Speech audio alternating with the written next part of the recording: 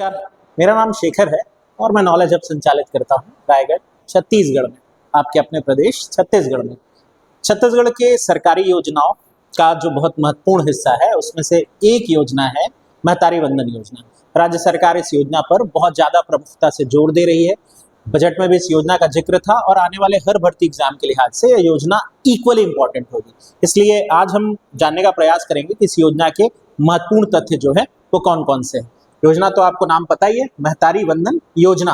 योजना में हम दूसरी चीज देखते हैं कि इसकी अनाउंसमेंट कब हुई थी। इसके अनाउंसमेंट प्रधानमंत्री नरेंद्र मोदी जी द्वारा 10 मार्च साल 2024 को की गई थी। 10 मार्च 2024 का डेट जो है वो जरूर याद रखेंगे। अब इसका उद्देश्य क्या है? इसका उद्देश्य है छत्तीसगढ़ की महिला हितग्राहियों को लाभ देना। नाम से भी पता चल रहा है महतारी वंदन है तो महिला हितग्राही ही होंगी। यहाँ पर दो फैक्ट आपको और याद रखना है। पहला फैक्ट ये कि महतारी वंदन योजना में विवाहित महिलाएं ही लाभार्थी होंगी। विवाह के बाद यदि विवाह विच्छेद हो चुका है यानी तलाक हो चुका है, महिला परित्यक्ता है या विधवा है, ऐसी सारी कंडीशन में भी महिला इस क्राइटेरिया को फुलफिल करेगी, पर अविवाहित महिलाएं बिल्कुल इस क्राइटेरिया में शामिल नहीं होंगी। अब आते हैं कि कितनी महिलाएं जो है वो इसका लाभ प्राप्त करेंगी। तो इसमें हम देख पा रहे हैं यहाँ पर आंकड़ा है हमारे पास 70 लाख हितग्राही महिलाओं का। तो छत्तीसगढ़ राज्य सरकार की 70 लाख महिलाएं सीधे सीधे इस योजना से लाभान्वित होंगी। इस योजना में अगर हम उद्देश्य की बात करें कि महिलाओं को इस राशि से, जो भी इस योजना में अभी राशि हम आगे बात करेंगे, जो योजना चलाई गई है उसके पीछे पर्पस क्या है, मेन उद्देश्य क्या है, तो आखिर इसमें है नंबर 1 आर्थिक स्वावलंबन की भावना, दूसरा है कि महिलाओं के स्वास्थ्य और पोषण स्तर में सतत सुधार करना, और एक बहुत इंपॉर्टेंट बात है जो कि क्वेश्चन बनेगा ही बनेगा, परिवार में उनकी निर्णायक भूमिका को मजबूत बनाना। यानी परिवार में महिला की स्थिति को सुदृढ़ करने के लिए देखिएगा शहरी क्षेत्र में ये बहुत आम सी बात लगती है, पर हमारे दूर ग्रामीण इलाके जनजातीय क्षेत्रों में जहां गरीबी थोड़ी ज्यादा है, यदि हम उन क्षेत्रों की बात करें तो वो जो राशि इसमें भुगतान की जाएगी वो महिला को एक इकोनॉमिक संबल प्रदान करेगी। तो 3 फैक्ट निकल करके आ रहे हैं। नंबर 1 आर्थिक संबल, दूसरा उनके पोषण स्तर में सुधार, स्वयं उनके और उन पर निर्भर करने वाले शिशु पर भी, और तीसरी चीज है कि परिवार में उनकी निर्णायक जो भूमिका है उसको भी सुदृढ़ किया जा सकेगा। इसके बाद हम आते हैं कि इस योजना को 10 मार्च को घोषित जरूर किया गया था, पर इसमें जो लागू होने की तिथि है, लागू होने की तिथि को जरूर याद रखेंगे, वो 1 मार्च से लागू होने की तिथि गिनी जाएगी। अब हम आते हैं इस योजना में कौन कौन लाभार्थी होगा।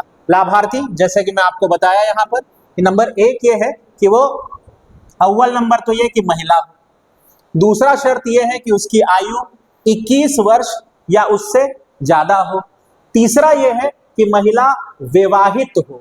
विवाहित होना प्रमुख शर्त है, विवाह के बाद वाली कंडीशन पे हम ऑलरेडी चर्चा कर चुके हैं। इसको मैं यहाँ पर अलग से कैटेगराइज कर दिया हूं, आप देख पा रहे होंगे।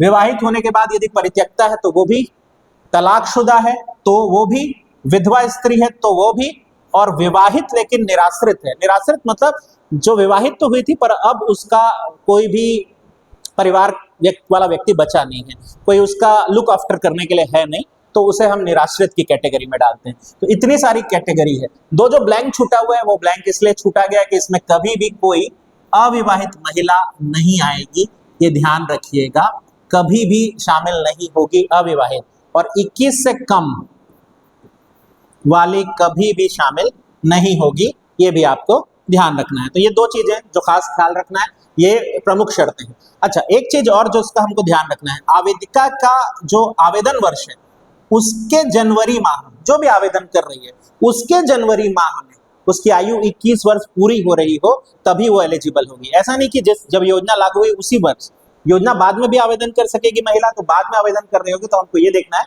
क्या जिस वर्ष में वो आवेदन कर रही है उसके जनवरी में उसकी आयु 21 या उससे ज्यादा हुई है कि नहीं। एक और चीज, क्या ये सिर्फ छत्तीसगढ़ की स्थायी निवासी महिलाओं के लिए है? तो ऐसा नहीं है, छत्तीसगढ़ में स्थानीय रूप से रह रही महिला भी इसका लाभ प्राप्त कर सकेगी। इसमें कई कोशिश बन सकते हैं, अपन कई ऐसे हम समझ सकते हैं कि कोई महिला है जो दूसरे स्टेट की है, विवाहित होकर छत्तीसगढ़ आई है, तो क्या वो लाभार्थी बनेगी? ऑफकोर्स वो बनेगी। हम इसीलिए बोल रहे हैं कि उसका स्थानीय निवासी होना पर्याप्त होगा, यही पैदा हुई हो ऐसी कोई इसमें अनिवार्यता नहीं है।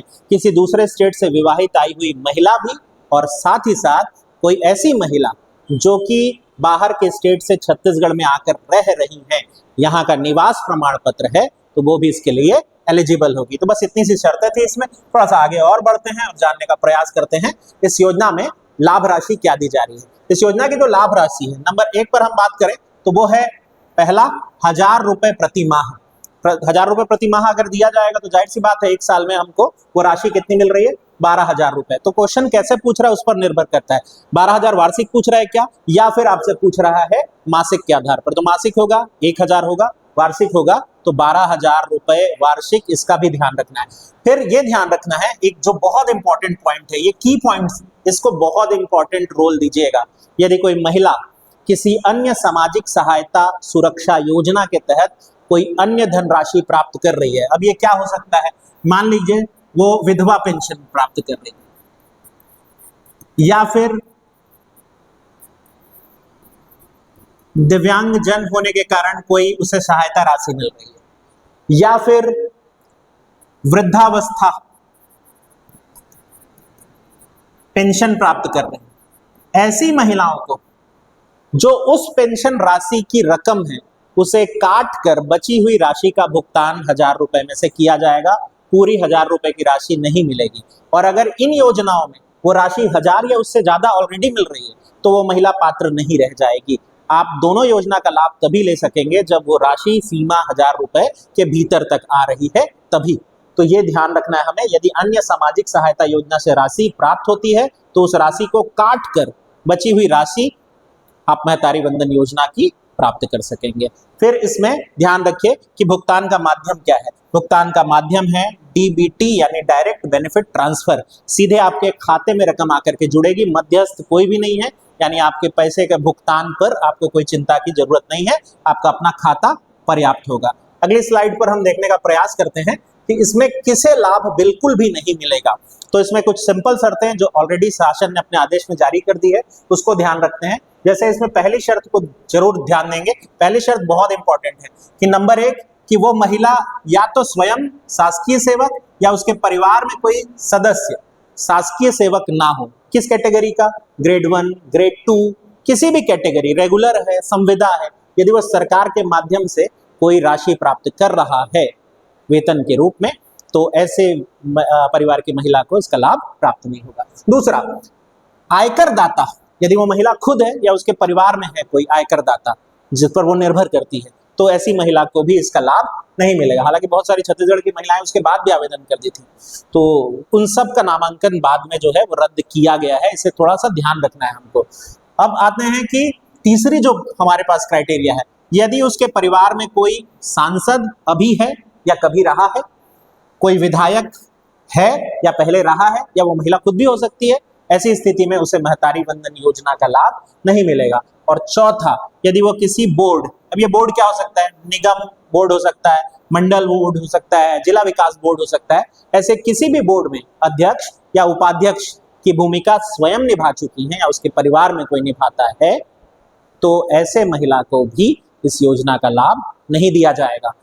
अब हम जानने का प्रयास करते हैं अगली स्लाइड में ये कि हमारे पास इस योजना के लिए आवश्यक दस्तावेज क्या चाहिए, वो कौन से दस्तावेज है जिसके साथ महिला आवेदन कर सकेगी। तो कुछ छोटी छोटी चीजें जिसका ध्यान रखना है अपने, और फिर काम आसान हो जाएगा। भारत में सबसे महत्वपूर्ण पहचान प्रमाण पत्र आधार कार्ड, तो वो होना ही चाहिए। नंबर 2, पिता या पति का आधार कार्ड। पिता का इसलिए वो निराश्रित है, विधवा है, अभी अपने पिता के साथ रहती है, तो जिसके साथ अभी रह रही है उनके आधार कार्ड की आवश्यकता हो सकती है। पति है तो फिर पति का आधार कार्ड, पति का पैन कार्ड, क्योंकि पति आयकर दाता है या नहीं ये जानना भी जरूरी है। निवास प्रमाण पत्र, छत्तीसगढ़ में स्थानीय रूप से रह रहे हैं इसके लिए निवास प्रमाण पत्र। शैक्षणिक योग्यता प्रमाण पत्र, ये कंपलसरी नहीं है, लेकिन 10वीं का प्रमाण पत्र यहाँ पर उम्र की सीमा के लिए जरूरी हो जाता है। पर ऑफकोर्स कई महिलाएं होंगी जिन्होंने 10वीं नहीं पढ़ा होगा, तो फिर राशन कार्ड वगैरह जो है उसके आधार पर, या फिर जो अन्य शासन जारी करती है दूसरे प्रकार के प्रमाण पत्र, उसके आधार पर भी इसको देख सकते हैं। ड्राइविंग लाइसेंस वगैरह भी इसमें मैटर करेगा।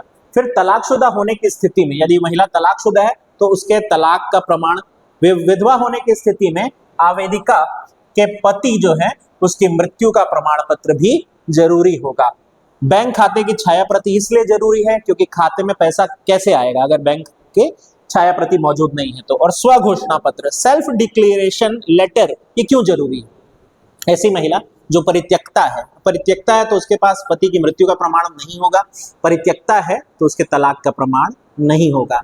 ऐसी महिला को स्व घोषणा पत्र बनवाकर जमा करना होता है ताकि वो उसकी स्थिति स्पष्ट हो सके। अगर ग्रामीण क्षेत्र की है तो गांव का जो सरपंच है वो इस संदर्भ में घोषणा पत्र में अपना नाम मेंशन करते हुए उस महिला की जानकारी दे सकता है। तो ये 30 पात्रता है, बस इस दस्तावेज है जिसकी जरूरत पड़ेगी। अब हम कुछ की फैक्ट्स हैं जो जान लेते हैं। नंबर 1, योजना में लाभ की गणना जो मैं आपको पहले ही बताया 1 मार्च 2024 से मानी जाएगी और राशि का जो भुगतान है वो प्रति माह दिया जाएगा, एक साथ या एक मुश्त नहीं दिया जाएगा। कुछ और की फैक्ट हैं, जैसे रायगढ़ जिले की एक महिला है, उनका नाम है सरस्वती यादव। मुख्यमंत्री जी यहाँ आए थे छत्तीसगढ़ और छत्तीसगढ़ के रायगढ़, और रायगढ़ जब आए तो उन्होंने रायगढ़ की ही एक महिला सरस्वती यादव के हाथों एक किस्त का भुगतान करवा दिया था। तो ये पहली बार हुआ छत्तीसगढ़ की किसी योजना में जब योजना की लाभार्थी ने स्वयं बटन दबाकर अपने आप को ही मिलने वाली योजना का लाभ प्रदान किया हो और नाम तक पे हम मुख्यमंत्रियों, राज्यपाल, राष्ट्रपति, उपराष्ट्रपति, प्रधानमंत्री के हाथों से ये होता हुआ देखते हैं। तो हमारा रायगढ़ जिला याद रखना है और महिला का नाम याद रख सकते हैं आप, सरस्वती यादव। इसके बाद एक और छोटी सी चीज आप याद रख सकते हैं कि आयोजन कहाँ हुआ था, रामलीला मैदान रायगढ़ में, काफी रिमार्केबल सी जगह है। और एक चीज, दीपावली पर एक किस्त दी गई थी महतारी वंदन की, उस किस्त का राशि ट्रांसफर स्वयं राष्ट्रपति महोदय के महोदया के हाथों से करवाया गया था। तो ये 2 फैक्ट आप याद रख सकते हैं। इसमें ये जो फैक्ट है जो मैं आपको बता रहा था वो मेंशन किया यहाँ पर देख सकते हैं। अगर आप कोई भी शिकायत है इस योजना के संदर्भ में तो सरकार ने इसके लिए टोल फ्री नंबर जारी किया है 1800-233-4448-448। ये आप टोल फ्री नंबर है, इस पर शिकायत दर्ज कर सकते हैं। शिकायत का निपटारा कितने दिन में किया जाना है, ये एक और चीज है जो आप याद रख सकते हैं। शिकायत का जो निपटारा है वो हमेशा याद रखें, किसी भी सूरत में इसमें मेंशन कर दिया गया है 30 दिन के भीतर शिकायत का निपटारा किया जाना आवश्यक बोल दिया गया है। अब इस योजना का नोडल किसे बनाया गया है, यानी इस योजना का क्रियान्वयन एजेंसी कौन है, आखिरी पॉइंट जो कि बहुत महत्वपूर्ण है, यह है महिला बाल विकास विभाग। तो इतनी सारी चीजें थी इस योजना के बारे में। उम्मीद करता हूं आपको योजना पूरी समझ में आ गई होगी। इससे बाहर इसके प्रश्न जाने की संभावना नहीं है, तो आप इसे अच्छे से पढ़ें, जानें, समझें। वीडियो को दोबारा देख करके दोहरा भी सकते हैं। और ध्यान से सुनने के लिए आप सबका धन्यवाद।